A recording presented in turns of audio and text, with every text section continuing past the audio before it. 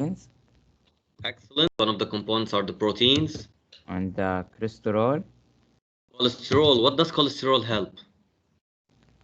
the the, the flexibility of the Flexibility in order for the tails not to attach or stick together. yes, And all of you know that mainly what are the two layers, yeah, Muhammad Hadi, that form the plasma membrane, that main component?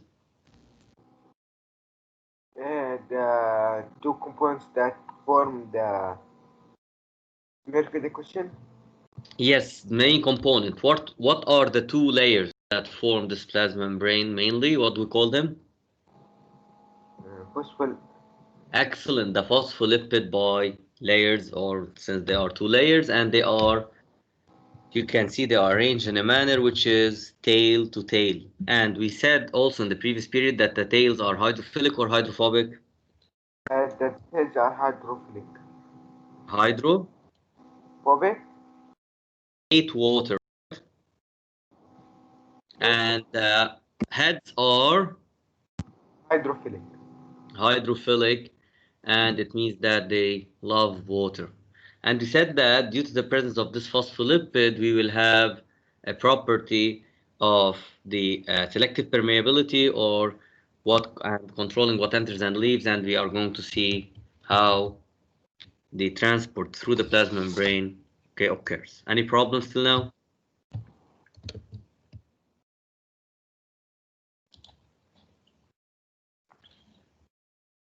Okay, good. So this is the cell membrane. First of all, we said that it has a property of flexibility, allowing, for example, the unicellular organisms to move and so on, right? Who can remind me of the term homeostasis that we have talked about before?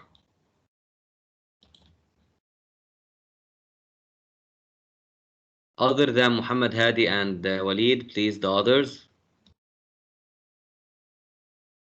Sir, can you repeat? What do we mean by the term homeostasis? We said that the plasma membrane helps or plays a role in maintaining homeostasis of the cell, right? Yes, Muhammad Ali. Yes, Mr. Homeostasis is like keeping the body at a certain temperature. Okay, not only temperature, but here, as a total, you are talking about, for example, a human body. It's Balance, keeping sir. its balanced conditions. In general, this also we need to balance its homeostasis. Now, the plasma membrane always plays a role in that, right? Right, guys? Yeah. yes, Mister. Okay. So it's also called equilibrium, and it's maintained mainly by the plasma membrane by controlling what enters and leaves the cell. Now, those are the four functions of the plasma membrane. Also, who can remind us of the four functions of the plasma membrane? Can I answer? Yes, Muhammad Hadi. So it has a protective barrier. Excellent. It's a protective barrier, first of all. Uh, like it's permeable for some, like let's enter transport in and out of the cell. Okay, so controls what enters and leaves the cell. It's the barrier for the cell. Also excellent. Allow cell recognition also. Allows what, sorry? Cell recognition. Excellent. Cell recognition also. Uh, And finally, provide anchoring sites for anchoring. Okay. For anchoring the sites. cytoskeleton. Do you remember that when we seen certain proteins attached to the cytoskeleton, which is at the inside of the cell, and you can see the different components where we have the phospholipid layers, the two phospholipid layers or the bilayers. We have the cholesterol in order for flexibility and in order for the tails not to attach to each other. And we have the heads, which are hydrophilic here. Those are proteins, and also we have the carbohydrates to the outside of the cell, okay? Any problem about that till now? Okay, good.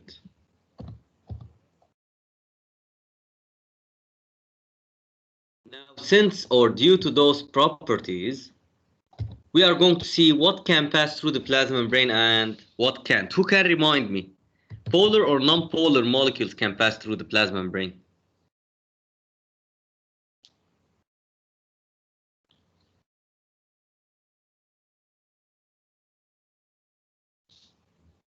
Yes, Muhammad Ali.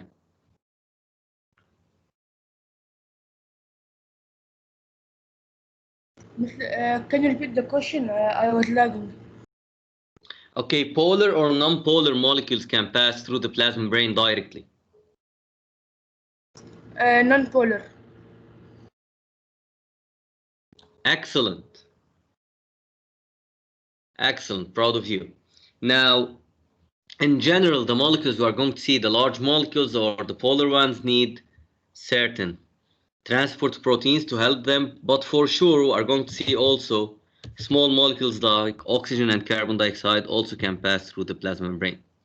And you remember also we said always that the plasma membrane is described as a property which is fluid mosaic. Okay, and what do we mean by fluid mosaic?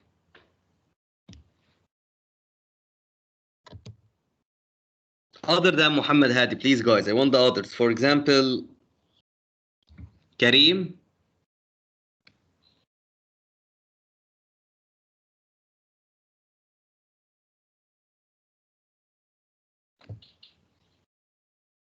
Kareem.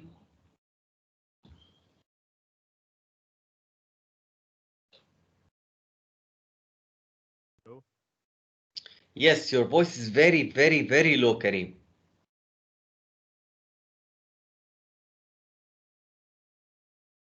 Mr. Ali Sharif still didn't respond.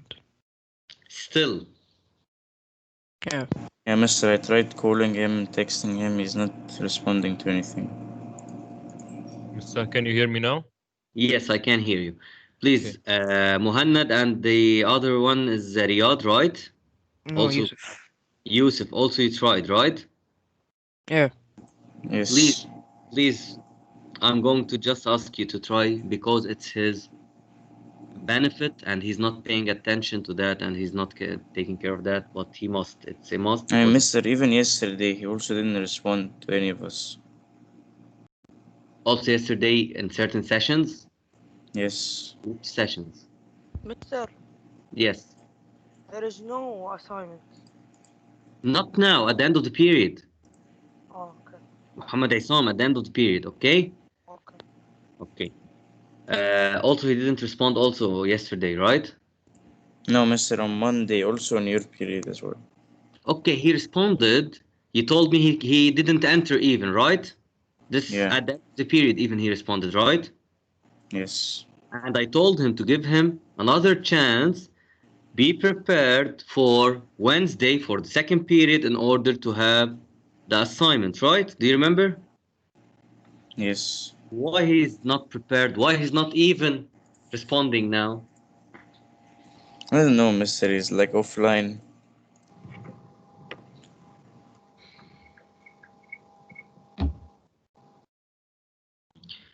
Okay, try to contact him once again also, okay? Okay, mister. Okay, so let's continue now.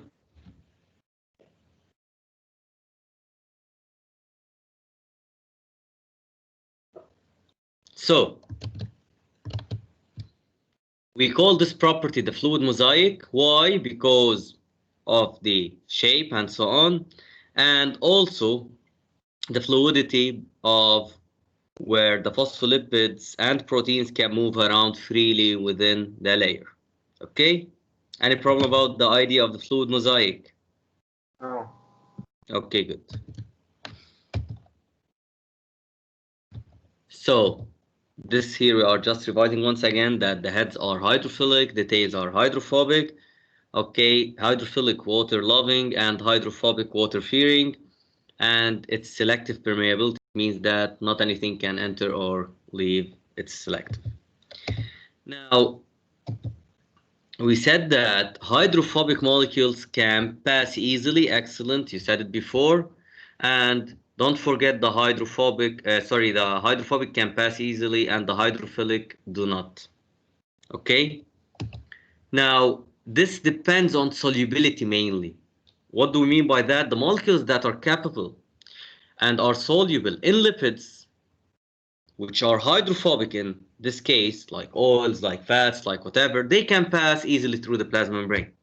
While the polar molecules or the hydrophilic molecules can't pass. Now, small non-charged molecules also like oxygen and carbon dioxide also can pass through the plasma membrane easily.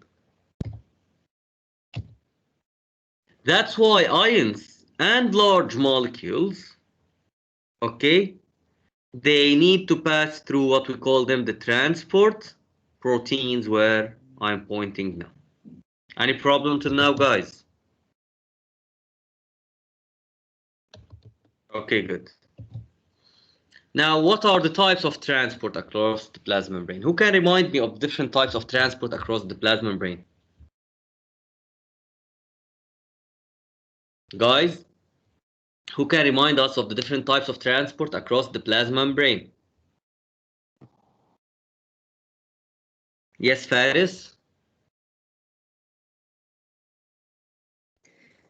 Yes, Mr. There's active and passive. Excellent. What's the difference between active transport and passive transport? Passive doesn't need energy. Active is the opposite. Excellent. Passive doesn't need energy. It's only from a medium of higher concentration of certain molecule to a medium. So that's why we call it, okay, passive transport. And the active one in general, it's from low concentration to higher, so it needs energy. And we are going to see that passive transport itself, there are two types. Let's go and see them before going to the different mediums once again. So, Sir, yes. so what about the biology project? What should we do in it? You should do anything that's related, as I told you before, to the topics that we have explained as PowerPoint presentation, as, for example, let's say research, and you are responsible of sending it to me to Classera, okay, to my mailbox on Classera. So which day is the last day of it? I'm giving you also extra time, so please finish it. I will try today, Mr. Okay, try. Okay, guys. So let's continue. So the passive transport, since it's from higher to lower, it means that it doesn't need energy, or we call it down the gradient, or the molecular gradient. Yani, it's from higher concentration to lower concentration.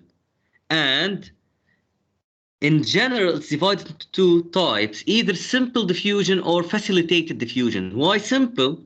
Because it passes directly through the plasma membrane.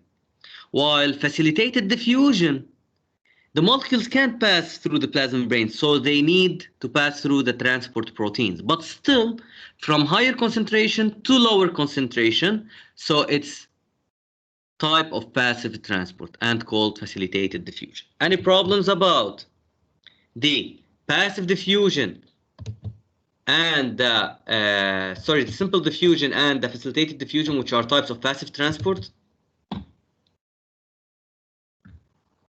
Okay, good, guys. Now, what happens if a certain molecule needs to move from a medium of lower concentration to higher? So it's against the molecular gradient. So we need to have what we call it active transport, and it needs energy in the form of ATP. Okay? Okay, guys? Okay. Okay, good. Now, in general, all of you know that diffusion or movement of water, what do we call it? Osmosis. Osmosis, excellent. And there are three mediums that the cell can be found in. The normal medium, which is the best medium for the cell because no changes are going to occur, which is called the isotonic solution or medium. In the isotonic solution, who can remind me what's going to happen? Waleed? Yes, Mr. The both in the environment and inside the cell, they will be the same. Concentration of the solute, and thus as if the same quantity of water. Excellent. Yes. And what's going to happen in this case? Can you remind me? What do you, Mr.? I didn't understand. So water, how is it going to move? Inside to outside. Excellent. Into the cell and out of the cell in the same quantities, which we call it Yes. dynamic equilibrium. Yes. Do you remember it? So in Yes. an isotonic solution, we have dynamic equilibrium, or because water is going to move into and out of the cell in the same rate with no change in the concentration inside and out of the cell. So this is the best medium for a cell to survive in. While in the hypotonic solution, you know, as if we have more solute concentration at the inside, as if more water at the outside. So water is going to enter into the cell, and the cell is going to start swelling, and it may burst, right or not? Because too much water entered it, right? Yes. Yeah. Okay, good guys. Now, in the hypertonic solution, as if more solute at the outside than the inside. So what's going to happen? Water is released from the cell, Mr. Sorry? Water will go outside of the cell. So the cell is going to shrink or shrivel, right? Right or not? Yes. Yes, yes, Mr. So, for example, if you have something that's swollen and put in a hypertonic solution, it's going to lose water and it's going to lose this swelling. If you have something which is shrank and you want to make it larger, you put it in hypertonic solution and water is going to enter and it starts swelling once again. Did you get it? Yes, Mr. Okay, good.